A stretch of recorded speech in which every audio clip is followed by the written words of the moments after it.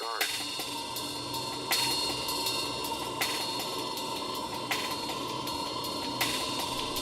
All right, torture time, man.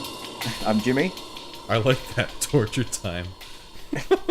I'm Scoot Magoot. The See. torture.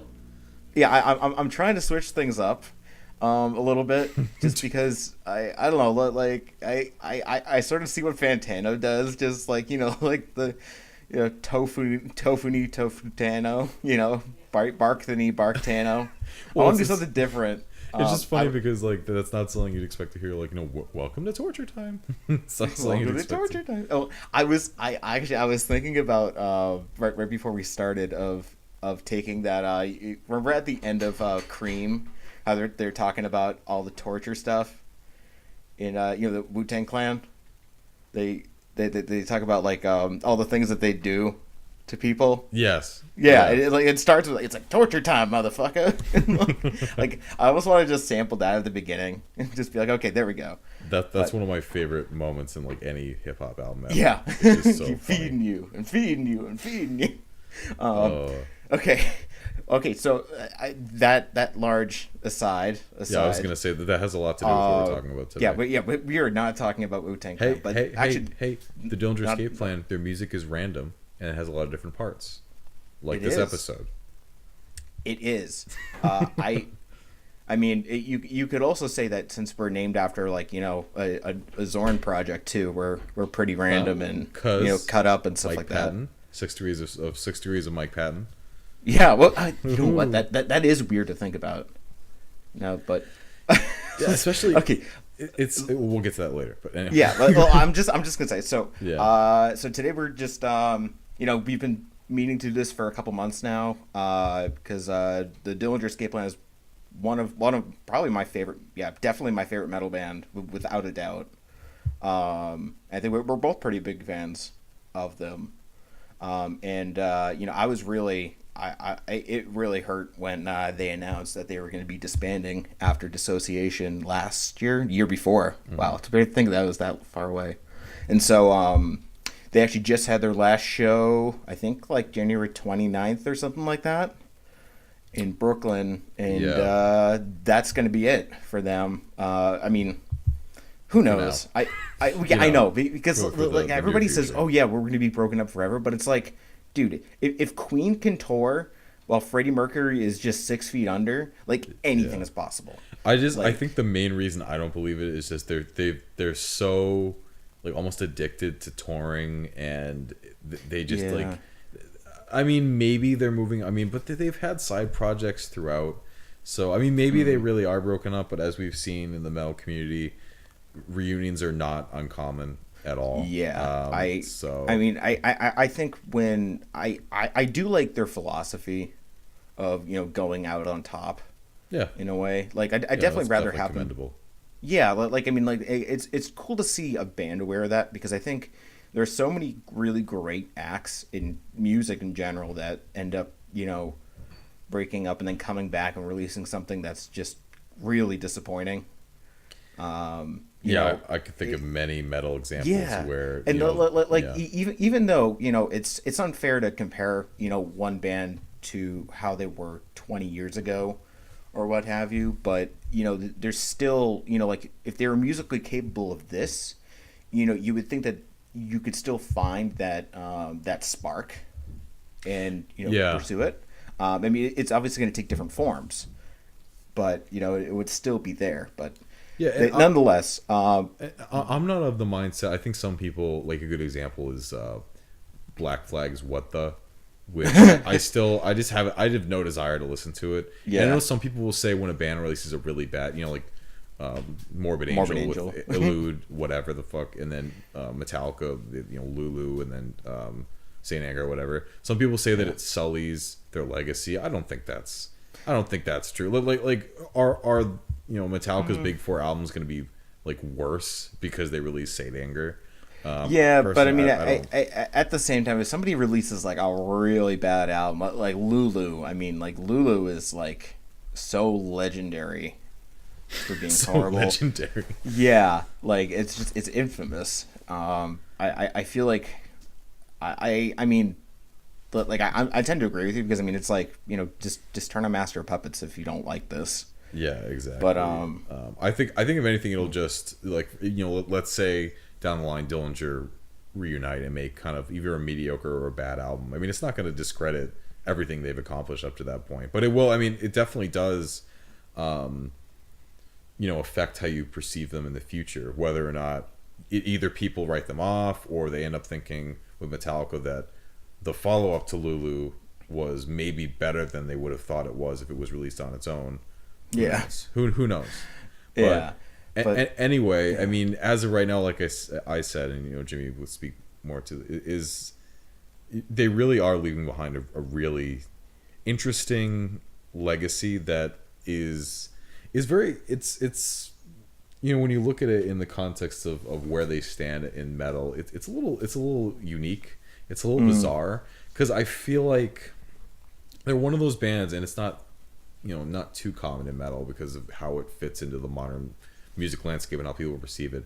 They're kind of at like the top of the underground, if that makes sense. Yeah, like they're one of those bands that's I mean, they're not like super mainstream accessible metal, but also they're more well known and more popular than really a band of their style you would imagine would be, which is kind of interesting. People, my friends, that aren't really huge in metal but they like it tangentially, they like bands like Mastodon or Deftones and stuff like that, but then they also like a few songs from the Dillinger Escape Plan, which is kind of weird that this mathcore band that started out as like a hyper technical like proggy oddities back in the day and has since evolved on that formula somehow has any sway in the mainstream, which it's pretty cool. It is really odd. I thought you were going to go just talk about the catalog in general, because like I mean when I think about modern metal acts, they have one of the more like solid catalogs they do. I've ever seen. I don't think they have a single album. I mean, granted, they only have 6, so there are some other more prolific bands that have had some duds because of the body of work. It's bound to happen sometime. Yeah, but even so, they really don't have a bad album in their discography at all. I mean, but look at Mastodon. I mean, did they have I think the same amount of albums now? Actually, that's a good point. And they've released yeah. Actually they do have because you have Remission, Leviathan, Blood Mountain, Crack the Sky. Yeah, they have Honor. 7. So that's not that much, but yeah, actually that's a good point. I mean, I would even say Deftones too. I think to find a weak album on their part would be a little harder, because I think like Dillinger, they have a pretty solid catalog, but there are people who don't like Saturday Night Wrist and things like that, and even like the self-titled one, which I mean I get that. Mm-hmm. But Dillinger, we're talking about Dillinger. So I figured we'll go. I really want to go through their entire discography and talk about it, because I've just been listening to it all this week, and I'm like holy fuck, like I forgot how much I absolutely adore these albums. Yeah, and I'm really mad that I sold my copy of Calculating Infinity like years ago. Did you really? Yeah. Well, it's I mean, spoiler, it's probably my least favorite of theirs. You've mentioned that to me before. Yeah. But yeah, well, let's just start there. Calculating Infinity, 1999 by Relapse Records. Yeah. Which is a rough album. Like I mean, not you know what I mean, not compositionally, not quality but wise, but yeah, like in terms of. And I think it's not going to be surprising. I mean, I don't know if you had the same experience. This was not my entry point to Dillinger. Yeah, me either. My entry point was Option Paralysis. I think mine was a combination of Miss Machine and Ironworks. Both great albums. I mean, they're all really good in their own way. But yeah, I mean, it's. I think in general, even because they didn't really click for me until later. Like I tried to appreciate them, but I didn't like the dissonance, kind of the randomness, like that kind of abrasion that never really fit with me when I was first kind of getting into metal and appreciating heavier music. Even when One of Us Is the Killer came out, that one didn't vibe with me right away because it just was a little too random from where I was standing in metal, and obviously I love that style now. So with I that in mean, mind, it's disorienting. Yeah. exactly, and with that in mind, obviously, Calculating Infinity was that on steroids. I mean, they Yep. obviously had a lot, a lot of their kind of genre experimentations, little progressive elements and stuff like that. But in terms of the raw, technicality, like mathcore with a capital M and abrasion, this is kind of where they started. This is where it all started. And it I was can only think of a handful of bands that are more wild than them. At least when it comes to this sound that they're pioneering on this album. Yep. Alone, because I mean, like 43% burnt is just nuts. Like it was weird actually listening to it again. I actually enjoyed Calculating a lot more this time around, because I still, a lot of people say it's like the best Dillinger album. I have to highly disagree. Yeah, I don't agree with that. Because and not because it's bad, but just because like. It's very much like a starting point. Like it's a very good start, but it's like you have like so much more you could do and stuff. And they end up doing that, later on. Even on freaking Irony is a Dead Scene, they even do that a little bit more. But Calculating Infinity, I don't know. I enjoy it. It's those weird jazzy moments are really cool. Like I'm thinking of I think Weekend Sex Change had that was. That's the one I remember the most as being like most out there. Yeah. But I think that what sort of turned this album off for me was just Dmitry Minakakis on vocals. Nothing against the guy's style, but there wasn't a lot of versatility to his voice, and I mean that's part of the reason I love Greg so much. Yeah. So and I respect Minakakis a lot. I think, and he's done graphic design for like almost every one of their albums. Oh, interesting! I didn't know that. Yeah. Well, that's part of the reason he actually left. He left the band to pursue a career in graphic design. Oh, that's cool. Like the Miss Machine artwork. Which have you ever seen the CD version of that? And how it folds out. Oh, really? Like this huge. Yeah, and so instead of the lyrics being like having line breaks. It's one single line of text going all the way to the end, and that's like a song. Cool.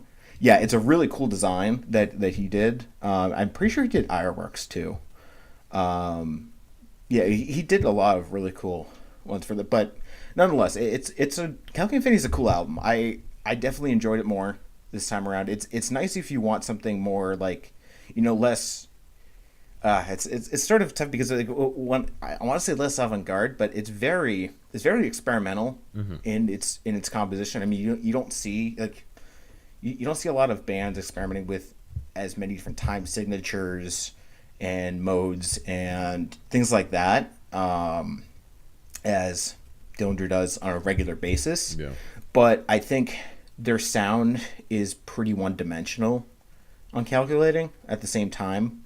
Like it pretty much sticks to that very brutal mathy type thing, and then there's a couple of interspersed elements of jazziness and but it's for the most part it's very you're pretty much like you could just listen to 43% burnt and like that's pretty much the album right there, which I don't discount that in a way because I think it's a cool.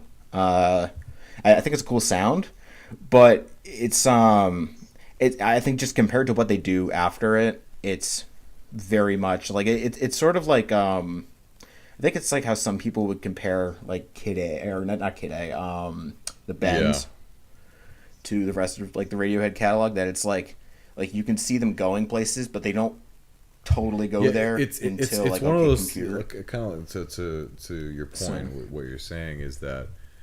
Analyzing it with the whole body of their discography, it's a little bit, it changes their perception of the album. You know what comes after, the new territory they go in. On its own, it's a really, aggressive, intense listen that is. Yeah. I mean, even their contemporaries like Converge and Botch and stuff like that. I don't think they just don't reach this level of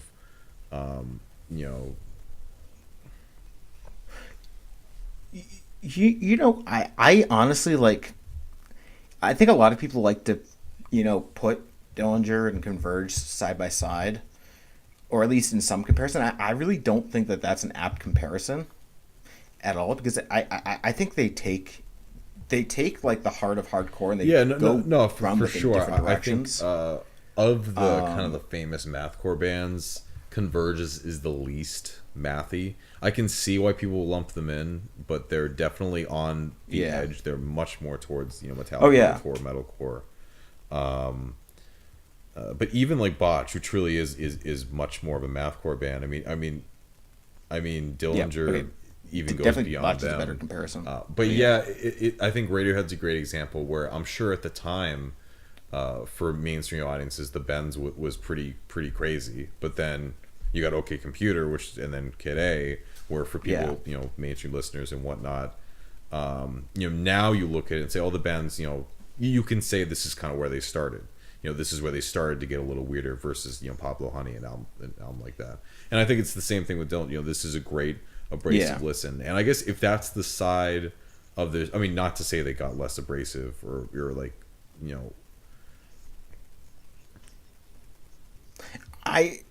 I wouldn't say that they got less abrasive. It's more like they chose different. And it's a little bit more to put that abrasiveness controlled in some ways.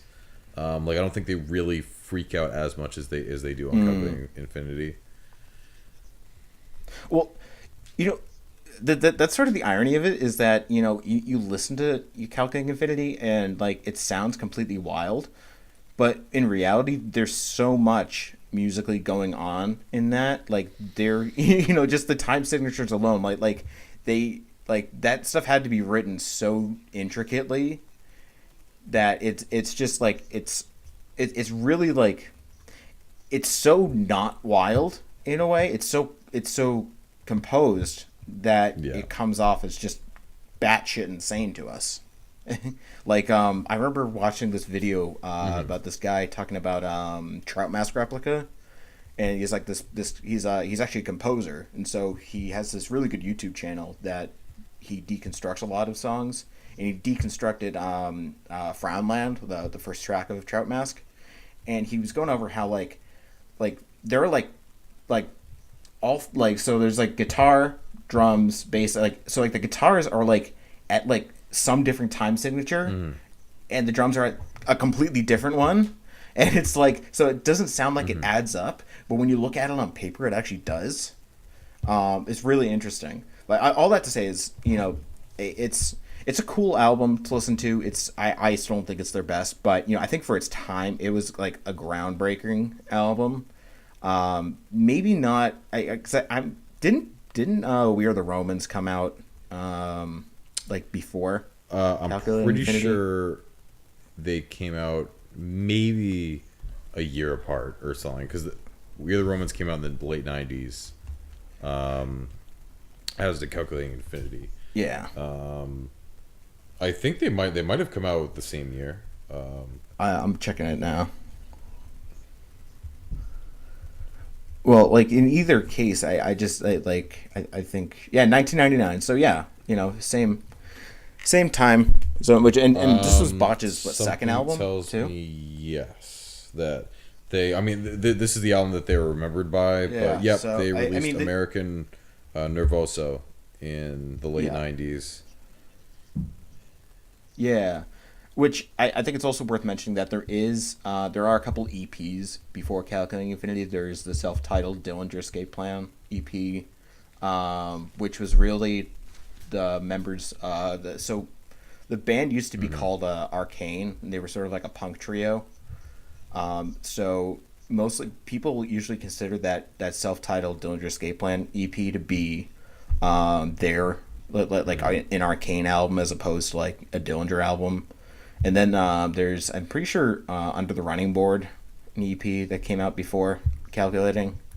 But a lot of I'm pretty sure most of the songs there show up on Calculating Infinity. So, there's that. But yeah, I think this is definitely their real, their first, real effort as the Dillinger Escape Plan. Which is odd because then we have, Irony is a Dead Scene, which is like sort of like the odd man out of their entire catalog, if you really think about it, because it's like I guess they had a lot of band problems after Calculating. So, Irony wasn't released until 2002. And I think by the time it was released, Greg Puciato was already on vocals. So it's sort of a weird timeline when it comes to like this part of their career. But with Mike Patton showing up on vocals, and I guess he has writing credits for Irony Is a Dead Scene too, which definitely makes sense when you listen to it, because it is an insane album. How, because it's not like a band that had really established themselves had kind of a veteran act come on board. Like this was after they'd only released one album. How did they get Mike Patton on?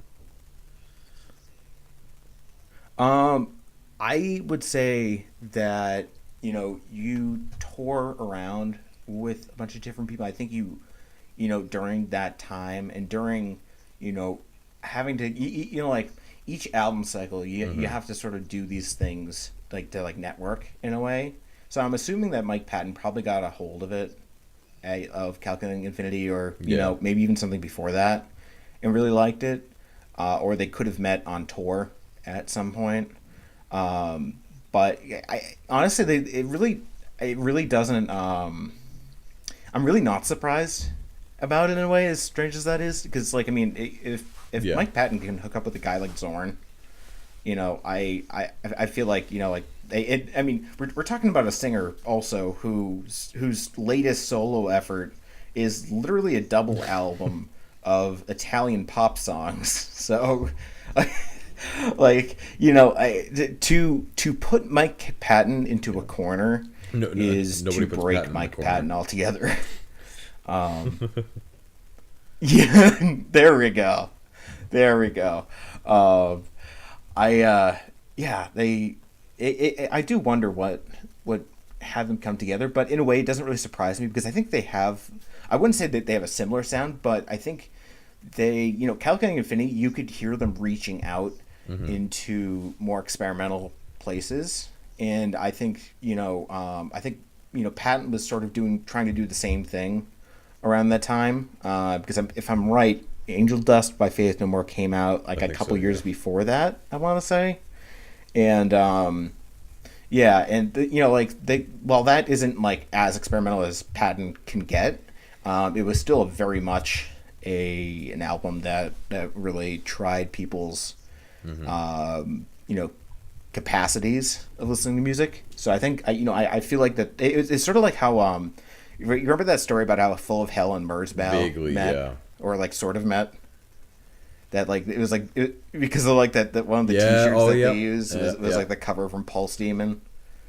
Yeah, like so like in a way this doesn't like even though they're separate acts, like I feel like their sounds are similar enough that there can sort of be a very minor overlap of fans. So I could see that, but musically, Irony Is a Dead Scene is like a lot of people really, really like this album. It's sort of like a hidden gem in a way in the Dillinger catalog, and I definitely see why. I was actually turned off from it for a long time because of Mike Patton, because I've just not been a Patton fan. And but listening to it when I think my first article I did for Heavy Blog was a Dillinger Escape Plan, like Half-Life basically. And listening to Irony Is a Dead Scene for the first time was so cool, just because it everything you hear on later albums is more like an extension of Irony in a way, which not to devalue those future albums, because I just think that this is just a really solid EP, despite being only 4 tracks long. Has some really cool stuff. Has an awesome Aphex Twin cover of Come to Daddy. Which is a really cool idea to have a metal band cover Aphex Twin. For sure. is a really cool idea. Did you get a chance to listen to Irony? Or? So no, I didn't honestly. Like I listened to it a long time ago when I was first getting into Dillinger. So I remember some of the things that you're touching on. But I think it's kind of to their credit that usually most bands EPs, even more well-known bands, they kind of fade into the background. So it's kind of interesting how this has become like a part of their discography that people point to. I mean, it depends on the band, but I I don't know how much they play stuff from Irony. I mean, I know that like Irony's a Dead Scene is sort of like well, that's what I was gonna say. Like It's something that fans. I mean, like every band has at least one EP in their discography, and I can think of a number where,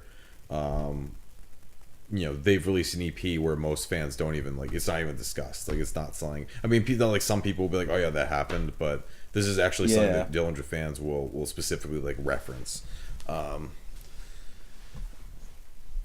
Well, I'm thinking of like counterpoint to that, like Alice in Chains' Jar of Flies, like that's like I Stay Away. What's that big song in that EP? I'm trying to remember now.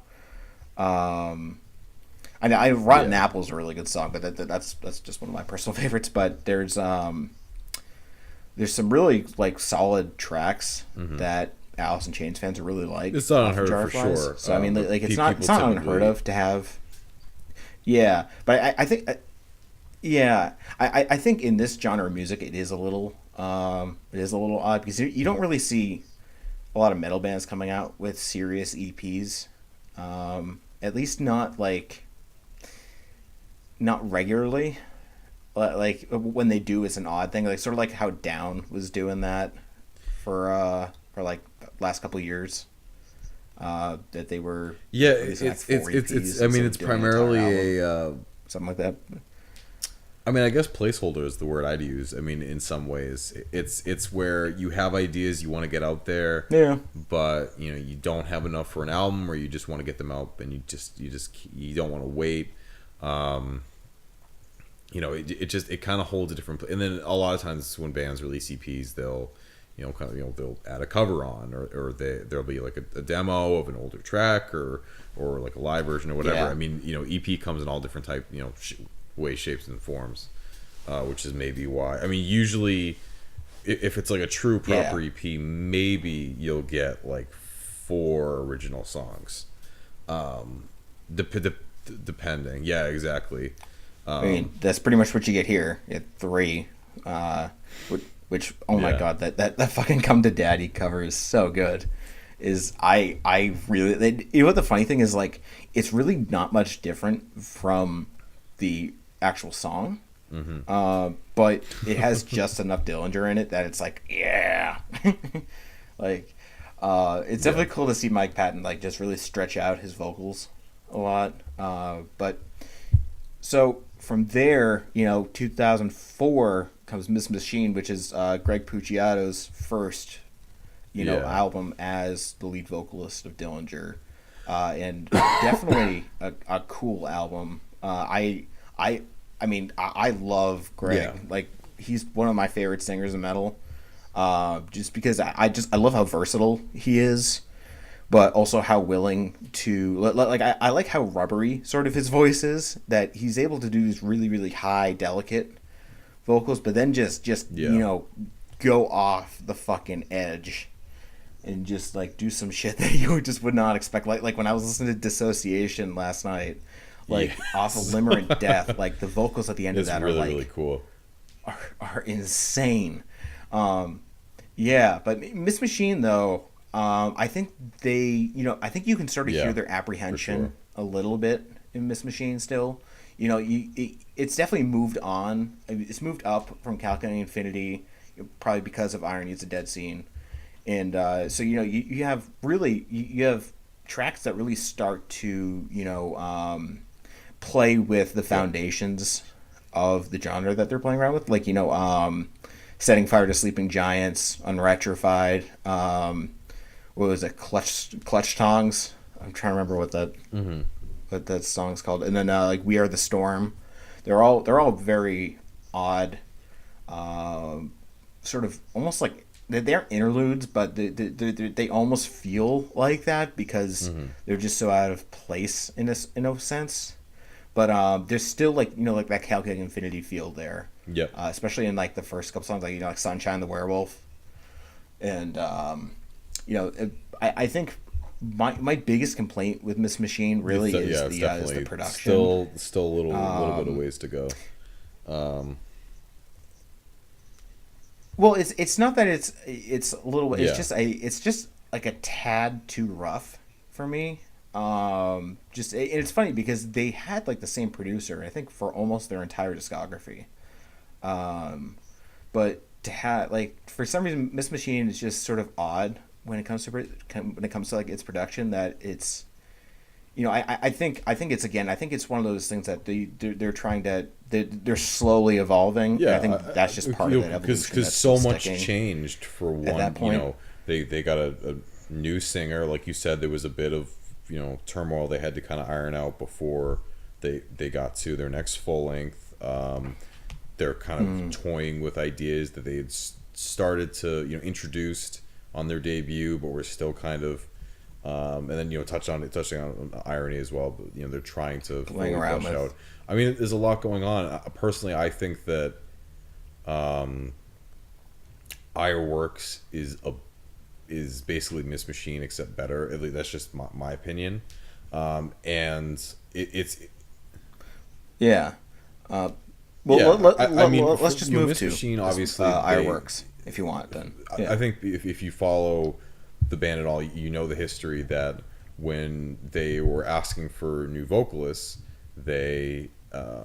Greg submitted not only vocals that sounded pretty much exactly like what they had with Dimitri, but then he recorded his own version, his own vocals, which, as Jimmy said, is very diverse and eclectic. And I think you got a hint, not a hint, but you got a decent idea of what he could do on Miss Machine.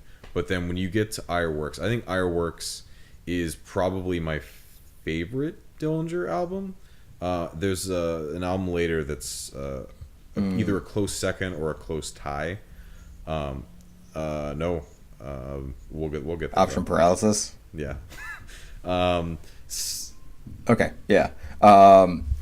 So Ironworks 3 years later, and you're definitely right that Greg's way more integrated. I think part of that has to do with the way they write songs, because I was looking into that this morning actually. That I think Ben Weinman, the lead guitarist and lead programmer, he sort of comes up with most of the stuff and then sort of sends it around to the rest of the band, and they sort of add on. So it's sort of like a piecemeal sort of collage type of songwriting process, which isn't unheard of by any means.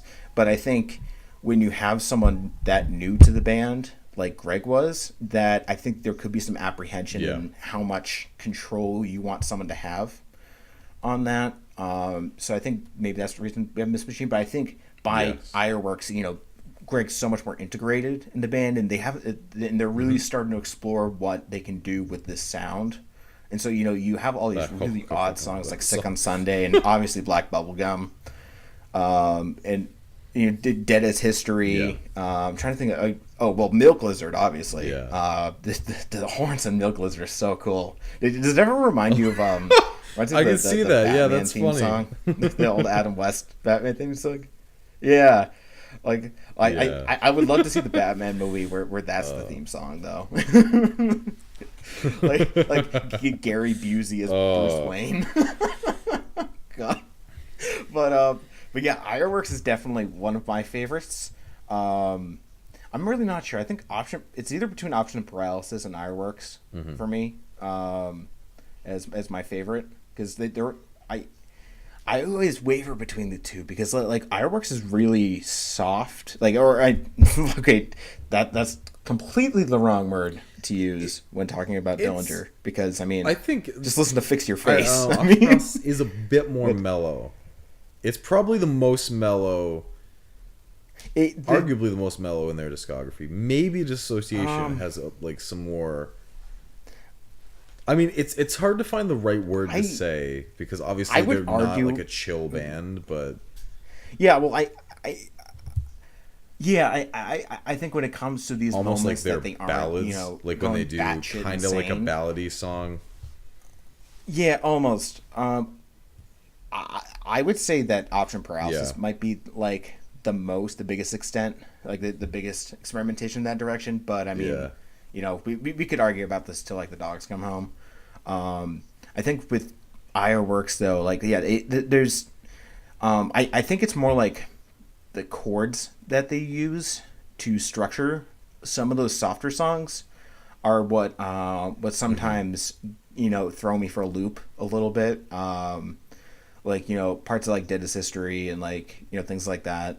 But I still think it's a cool. I really do like it. I think it's cool to see they're using guests in this I album was like gonna say like that song Brent came on and Hinds I was from like, oh Mastodon fuck, I shows forgot up in he's on Horse this. Hunter. Like, and he works really well, which is cool. Yeah. Yeah, yeah, it does.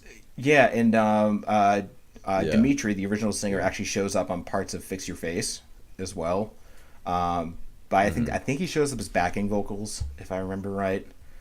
But to be honest, it's really hard to differentiate his from Yeah, Greg's when it when comes to Greg them does just like his kind of pure more yelling straightforward at yelling, you. yeah, they definitely, which again goes to show. I mean, I mean, the entire band is incredibly talented and really drives toward the success. But Greg's Yes, vocal. I is mean, he's there. definitely, like you said, one of the best vocalists in metal. Just his versatility and throughout his discography, I think Ironworks is really where he starts hitting his stride in a major way. But just throughout, as soon as he pops up Miss Machine, like Yeah, you said, throughout the end, throughout like their last album, he just constantly does new things with his vocals that really elevate. Um, because you can't have the the unique and eclectic way that they approach songs and then have a boring vocalist. You need someone like Greg to make it work. You need someone who can match that and get just as into it and doing his own thing. um yeah. Which I mean, we aren't even talking about them yeah. live either. Like that's like a whole other fucking animal. Yeah. Which they we'll talk about that in a sec. But so we move on from Fireworks. We go to Option Paralysis in 2010, which is also Yep. the first release of their Party Smasher label. Which is Hmm. I think it's a cool thing to have them be a little more independent. You know, uh, even though I they've think moved to they were like on three different labels Sumerian since for then One of Us for Is the Killer, to which is for like interesting. so yeah, Yeah. option Yeah. paralysis was Party Smasher and Season of the Mist, or Season of Mist, and then yeah, Sumerian was One of Us is the Which Killer, and was then the final one was on Cooking Vinyl. But yeah, I think that's just for I'm pretty distribution sure. though. I think don't like yeah like don't fact check me here because I'm totally not sure. But option paralysis is like I said, like, this is the first Dillinger album I bought, and I can remember the first time I heard a song from this thing. I was in Best Buy, and you know how they always have those Yeah. Macs up there for like just like demo Macs to play around with. Well, at that time, it was like 2010, 2011. So, and so if you looked on the iTunes on any of those demo Hmm. computers, Farewell Mona Lisa was actually on one. Yeah, that's Was yeah. on them. As strange as that is, and I'd always like I was just getting into like more metal from like you moving on from being like a Metallica fuckboy basically, and I listened to this thing and I thought I really didn't like it at first, but then I kept listening to it and it just grew on me really really fast because like Farewell Mona Lisa is just an odd song, just the way it sort of like just ends in like after like, the 2 minute mark and just goes into like that like surreal mystery place. Like it's almost like Twin Peaks. Like they go into the Black Lodge from Twin Peaks, which I No, don't think I've you'll still. get that I think reference, I've right? Oh, I've started God Twin damn it, Peaks and Scott! seen like the You first need to watch Twin episode three Peaks. times and just have not, just haven't, and like for no reason. I just haven't gotten. I will eventually. Eventually, I will. You son of a Eventually. bitch. Yeah, but anyway, I really like Option Press. It probably has my favorite Dillinger song, which is Widower. I just I love that song so much, because it's such a like a left turn for them, but it goes into just such strange territory because it's not like it's a ballad, but it's not like it's like their full on song. It's sort of both, but then it sort of ranges in between, and just the melody that they managed to just sort of scoop out during that is just so cool. Like just the way like some of the intervals work are really really interesting, and like has this dreamy vibe to it that I really like. And then to see Greg, sort of flexing his like crooner muscles a little more is a really cool thing. And then I don't know if you ever saw this, but somebody actually paired Widower with this Salvador Dali Walt Disney that's cool. Collaboration called Destino. It's weird because it's like it's almost the exact same time as Widower. And it's really it matches up really well. Like it's almost one of those like Pink Floyd, Dark Side of the Moon, Wizard of Oz type of things. But it doesn't match up exactly. But like it fits the theme of the sound of the music really well. Like they both dovetail very nicely. I think like you said earlier, Dillinger has like such a consistent and good discography. So saying that one album is kind of not one of your favorites is misleading, because I think it's a great album. There's a lot of great songs on it, and I love that they continue to do different things. It has a lot of elements that I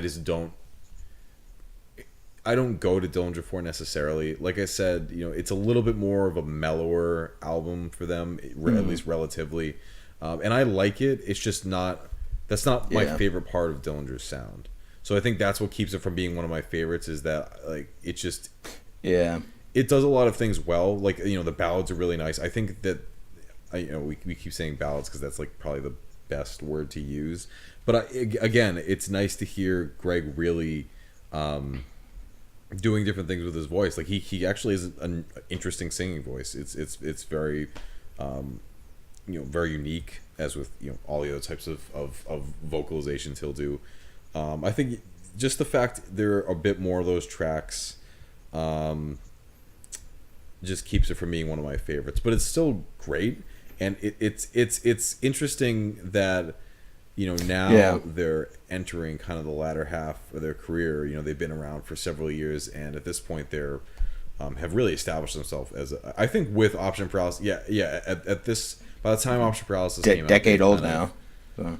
Established themselves as like one of the elder statesmen, or one of like the ever present acts in metal. And it's cool that even when they're getting back into their career, because like we mentioned earlier, there are several bands in different genres that once they get into their career, or once they get into this point of their career, they start to maybe hit a snag or release an album that fans aren't really great with. And I think what they have done probably better than any of the big metal bands we've mentioned, or just a lot of metal bands in general, is that they've continued to not only keep fans excited and interested, but also do new things. Like they've been able to balance the two better than many bands I can really that come to mind. Definitely. That I definitely gotta admit that I would say I really respect your opinion on this, because I think a lot of Dillinger fans were I don't think they were disappointed by Option Paralysis, but I don't think it's probably the lowest rated. I would say if I could generalize when it comes to a lot of people, I don't think a lot of people were huge fans of Option Paralysis, or at least not as much as they were of Ironworks or Miss Machine or Calculating Infinity. So I think it makes their next album, One of Us Is the Killer, really even more powerful, because it felt very much like a return to form, in a sense. And I mean, this is going to be a weird thing, but even though I think Ironworks and Option Paralysis are probably my favorites, I would say that One of Us Is the Killer is probably the best Dillinger album by far. Not my favorite, but I think it's musically probably the best thing they've done. Because I actually agree with that, and I wasn't sure if what you would think about One of Us Is the Killer, But when I said that one of their later albums Yeah. was tied for a close second or maybe tied favorite, I fucking love One of Us Is the Killer. It was actually, yeah, it's a great as I album. said before, Yeah. Dillinger took a while to get into it. I wasn't really into it, and even One of Us Is the Killer at first, Prancer, when that single was released, I just kind of I just couldn't get into it initially because it was too Prancer abrasive. is Once awesome. it clicked, man, I just love this album. I love One of Us Is the Killer, and again, this kind of just extends the point I made earlier, where you'd expect them to hit some type of snag, and I feel like they just don't. they just haven't, and obviously they're broken up permanently, or who knows, but their career I really don't think is a snag, and for them to release arguably one of their best albums of their career, their fifth album. Yeah, I think just the songwriting. I would say it's the best album of their the career. The title track is probably the best ballady type track that they've wrote. It's so good. It is a great track. There are so many just great moments on One of Us Is the Killer. I mean, I just I'm just thinking just even the first three songs are just such a perfect almost intro completely flawless. To the album, just back to back to back. Yeah, it really is. Did you see that I was video of them playing Prancer at the Golden Gods Award? About that. How I mean, the Golden Gods is kind of a little bit mainstream, like establishment metal in a way, and then they get up there and just, I mean, Greg's bleeding and they're going crazy and just going absolutely insane. Yeah, I know. And then but he doesn't even stop. That's what I love.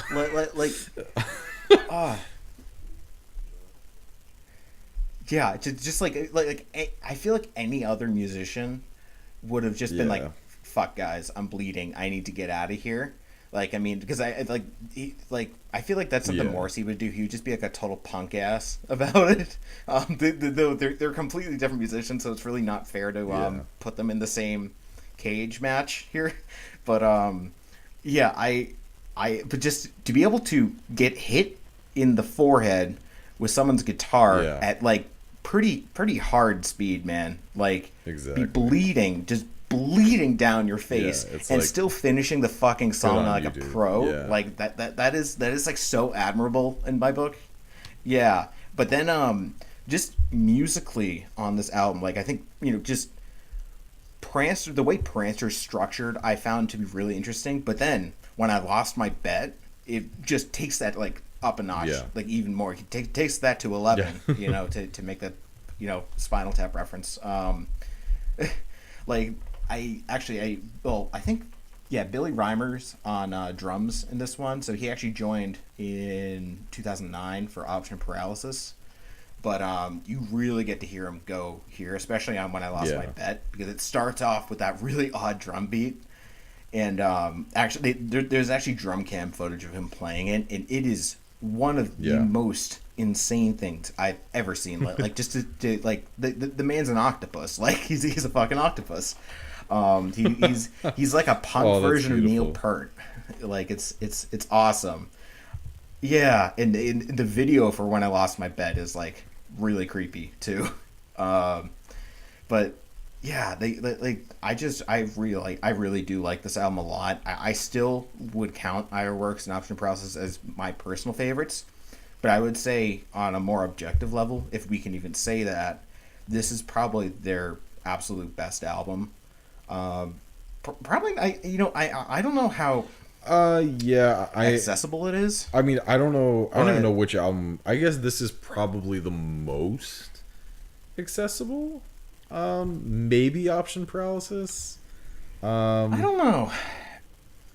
Yeah, I would probably go with Option Paralysis too.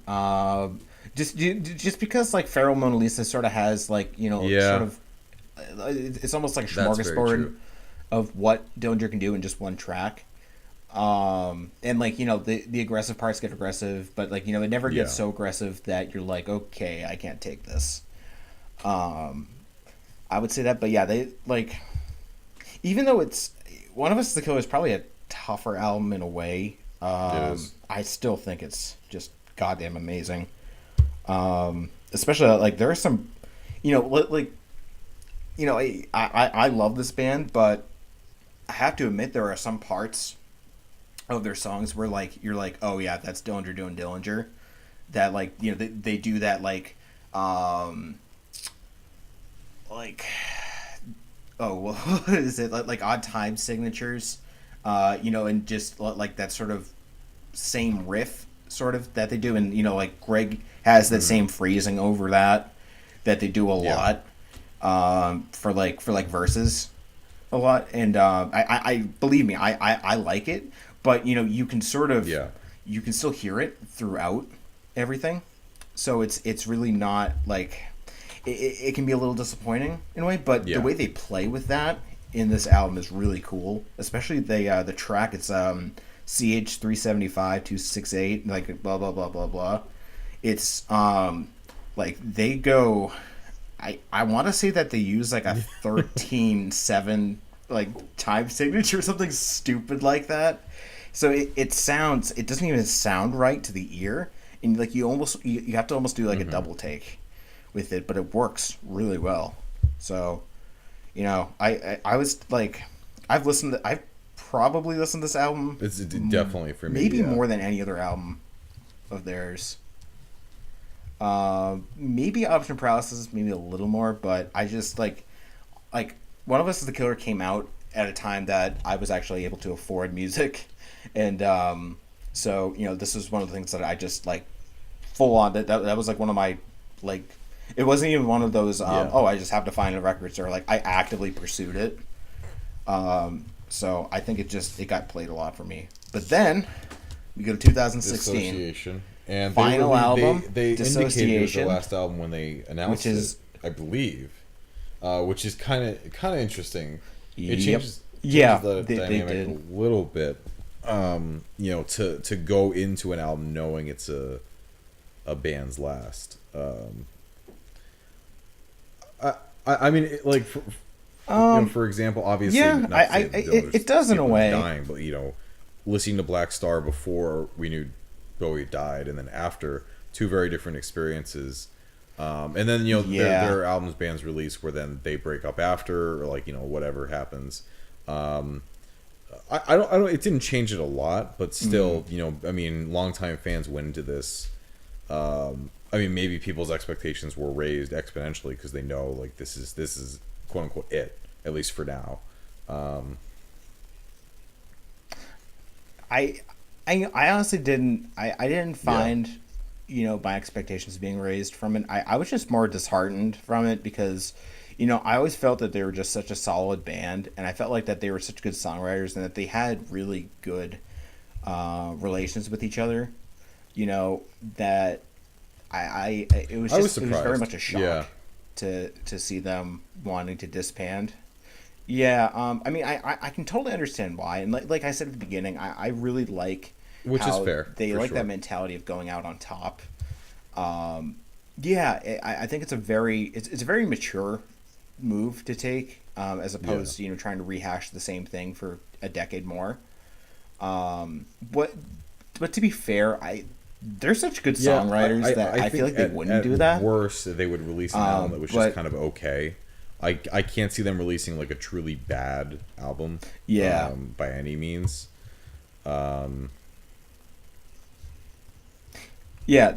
But Dissociation is probably their toughest album to get into. It's very diverse. I was surprised. I would say I actually hadn't listened to it in full until we were getting ready for this episode. Or I think I had, but just not like as actively as I did this time.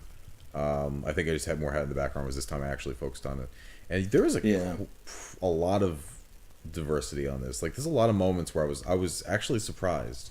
They have that electronic, I think, fugue, the electronic track, which was surprising.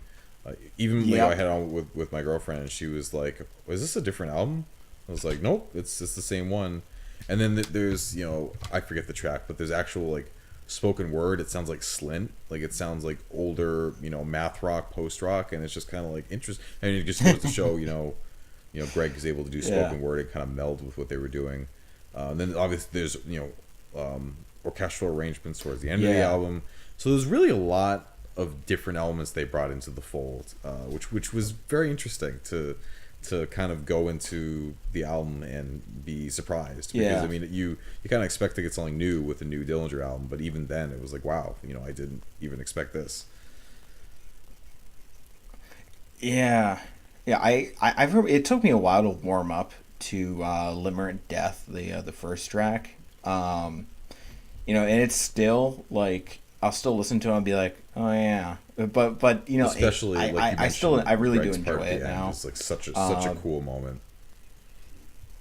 Yeah, like now I think about it, it's almost like his vocals disintegrate and collapse in on themselves it's his as the song goes on, which is a really cool idea. Yeah, it really is. It's really cool. But I think but to have that, and I think I want to say that whatever comes after Limerent Death, I can't really remember at this point. I'm opening up my. It's a symptom of terminal illness. That's what it is. It's a really good song, but it's also another just. I think Dillinger's gone so. They've gotten so advanced in their songwriting capabilities and just so how far that they can stretch, that I think for people just finding out about them for the first time, I think it could be very off-putting. Just to have these two tracks just lead the album, and they were the two lead singles too. So, I still stand by my statement that this is probably the most difficult of theirs to get into, but and I don't think it's as good as One of Us Is the Killer, but I feel like it would be almost impossible to top. You release arguably the best album of your career, and then how do you follow that up? And not only that, so they're following one of the best albums of their career, and fans know it's, or they'll know that their fans will know this is their last one. So that's kind of a tough spot. Yeah, it is. Definitely it doesn't.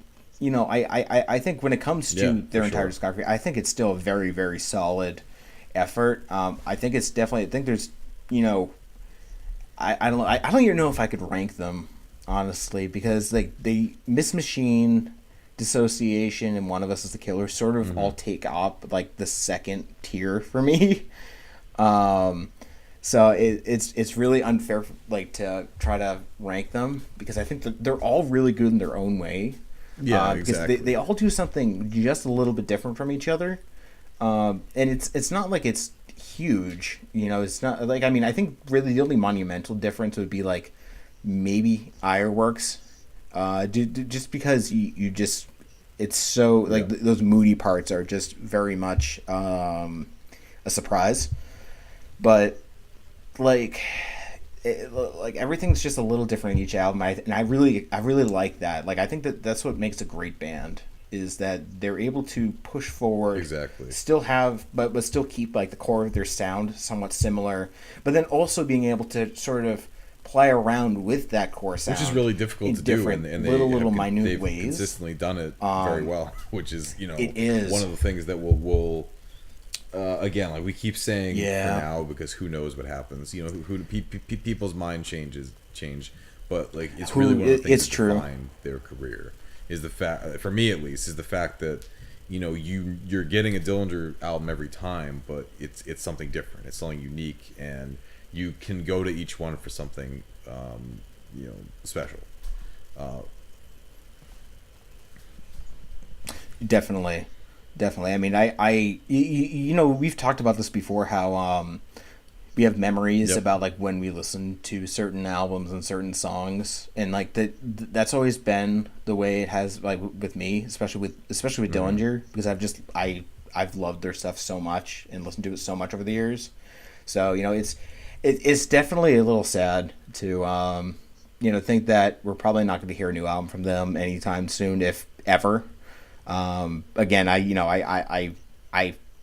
want to put an asterisk at the end of that, because it's really tough. You really don't know. I mean, what's going to happen. They're all pretty young. They're relatively young. Yeah, but like they're not like 50, 60. Like they're not like looking yeah. towards the end. I mean, they still have plenty. I mean, it's not like any of them are gonna stop making music by any means. Yeah. So it's really, for me, yeah, it's tough to it's tough to guess if this is actually going to be the end or if I tend not to guess. I just sort of await to see what happens. I mean, Greg was part of the Black Queen back in 2016 as well, and that was a pretty cool album. Especially if you like those softer points of Dillinger, it was a very interesting album. But I do really like to see what they have going on in the future, and with any luck, we'll be talking about whatever they do here. Just I guess we're kind of reaching the end. Yeah. We've talked a lot about their career in total, about each album, and they really are one of those bands that, in terms of metal, I see as kind of required listening to an extent. I think to kind of understand, they have had a subtle influence on all of metal and a very distinct influence on metalcore and hardcore. I mean, along with heavyweights like Converge and bands like that, they really are someone that modern bands look up to in a major way. And it's difficult. I think I agree with Jimmy that maybe Option Paralysis is the best album to start with if you haven't really looked at their career at all. But all of their albums provide something very unique, very interesting, and at the very least, it's going to be an intriguing experience. I mean, even if you don't end up liking it or whatever, they just bring so many unique ideas and so many unique flavors. And even still, sometimes after a while, a band, their sound isn't necessarily as monumental as it was when it first came out, but I feel like even still Dillinger's sound is very unique and still carries its voice. There are obviously bands who have done the crazy math metal type thing many times over by this stage in the game, but they still stand on their own. They still kind of hold up. They definitely do. So, thanks for listening, guys. Like, subscribe if you haven't, if you want to. We're trying to get our stuff on different mediums now, different sites. So we're working on iTunes. I submitted it the other day, so it should be in soon. We might be on Spotify in the future. We'll see. Thanks a lot. But, and, Happy New Year. Thanks for listening. Well, yeah. All right, see ya. Torture guard.